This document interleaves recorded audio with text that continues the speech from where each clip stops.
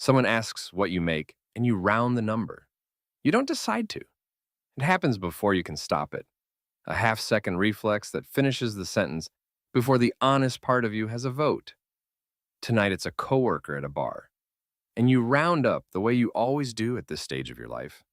And neither of you thinks anything of it, because rounding a number is not the same as lying, or that's what you tell yourself on the walk home. Nobody warns you that you'll keep doing this for the rest of your life. Only the direction changes.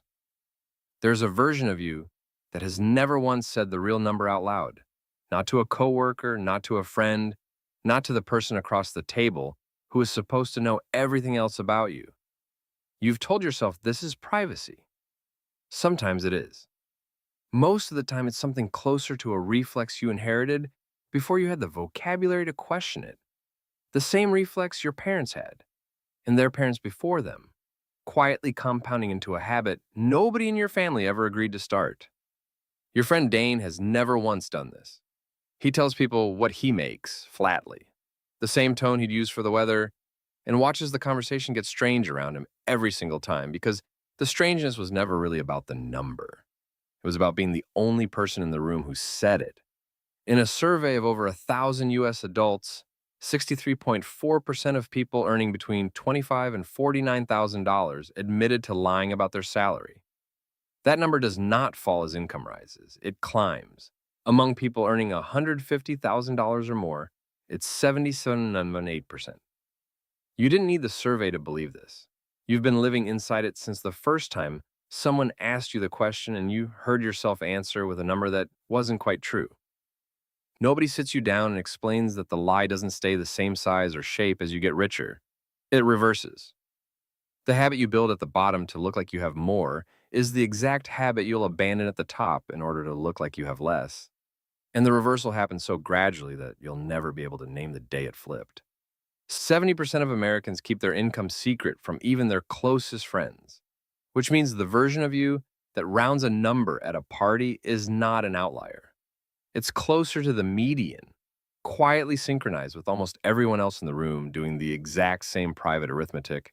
None of you aware you're all running the same program at once. Tier 1, under $25,000. You are asked what you make at a party, casually, the way people ask, and you say a number $8,000 higher than the real one before you finish deciding to. Nobody checks.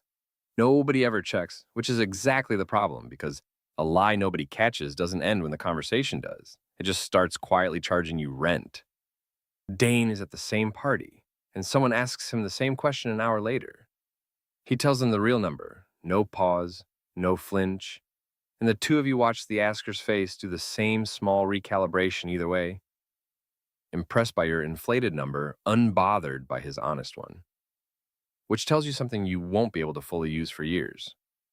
The number was never really the thing being judged. The willingness to say it was. You round up because the alternative feels like handing someone a fact they'll use against you later, in a negotiation, in a friendship, in a decision about whether you're someone worth taking seriously. You don't examine this belief closely enough to notice it isn't really about money. It's about which version of yourself you think the room can be trusted with. You get good at this tier at a specific kind of mental bookkeeping, remembering which number you told which person. So the story stays consistent if two of them ever compare notes. It is its own quiet cognitive load, tracked alongside rent and groceries and everything else you're already keeping straight. And you never once put it on the list of things this lie was costing you. The first rule, at the bottom, the lie points up and it feels like armor. It is actually the first brick in a room you'll spend years trying to get back out of. Tier 2, 25,000 to 49,000. This is the tier the survey was measuring, and you are statistically one of the 63.4%. The lie stops being a party trick and becomes maintenance. You've already told your coworkers a number, and now every subsequent conversation has to protect it. A small tax paid in vigilance every time money comes up at all. Dane gets asked again at a work lunch this time and answers honestly again, and you can't not notice, that nothing bad happens to him. No one thinks less of him. If anything, people relax slightly around him, the way people relax around anyone who isn't performing. You file this away and do nothing with it, because doing something with it would mean admitting the number you've already told people is wrong. You start declining certain invitations before you're even asked. Not because you can't afford them exactly, but because affording them at the number you've claimed would require spending you can't actually do. And the gap between the two is the first thing you learn to manage instead of the money itself. Protecting a lie, it turns out, costs almost as much as the lie was supposed to save you from admitting. You notice, too, that the number you claimed has started to shape decisions that have nothing to do with the conversation that produced it. The apartment you tour but don't take, the round of drinks you offer to buy because the person you told would expect someone at your claimed number to offer. The lie doesn't stay contained to the sentence where it was born. It leaks into every decision downstream of it. The second rule, at 25 to 49,000, you're not just hiding a number anymore. You're maintaining one, and maintenance is its own kind of debt. Tier 3, 75,000 to 100,000. Something changes here, quietly. You stop inflating and start omitting instead, which feels different enough that you don't notice it's the same habit wearing a gentler face.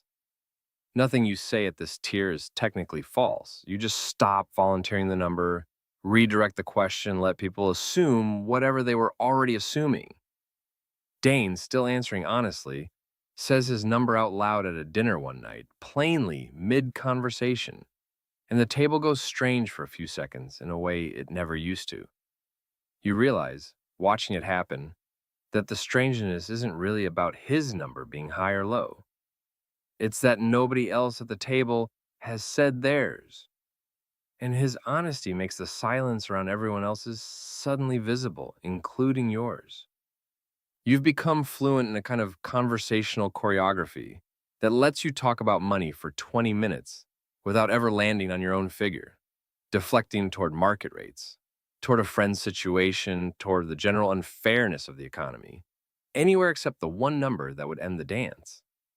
You are good at this. You didn't set out to get good at it. It just accumulated, the way skills do when you practice them without noticing. You start noticing the same choreography in other people now, which is new. The practiced way a friend changes the subject, the too quick, "it's fine, we're fine," that answers a question about money that was never actually asked. You recognize the moves because you're running them yourself, and recognizing them in someone else is the closest you come at this tier to admitting you're doing it at all. The third rule, at 75 to 100,000, the lie goes quiet. You've traded inflation for omission, and omission feels so much more like honesty that you stop counting it as the same thing. Tier 4, $150,000. Here the survey's second number catches up to you. 77.8% of earners at this level and above admit to lying about their salary, the highest rate in the entire study. And something in that statistic should surprise you and doesn't, because you've been living the mechanism for years without ever having its name attached to a chart. And here the direction reverses. You catch yourself, for the first time, rounding the number down instead of up, telling a new acquaintance a figure meaningfully smaller than the real one. And you can't say exactly when this became your instinct instead of the opposite one. Same reflex. Same half-second gap before the honest answer had a vote. Completely opposite. Dane keeps answering honestly, and for the first time, you notice his honesty land differently. Not as an oversharing coworker, but as someone almost defiantly unbothered by a number most people at this tier have started actively concealing. You ask him once why he still just says it. He shrugs and tells you he never started lying, so there was never a habit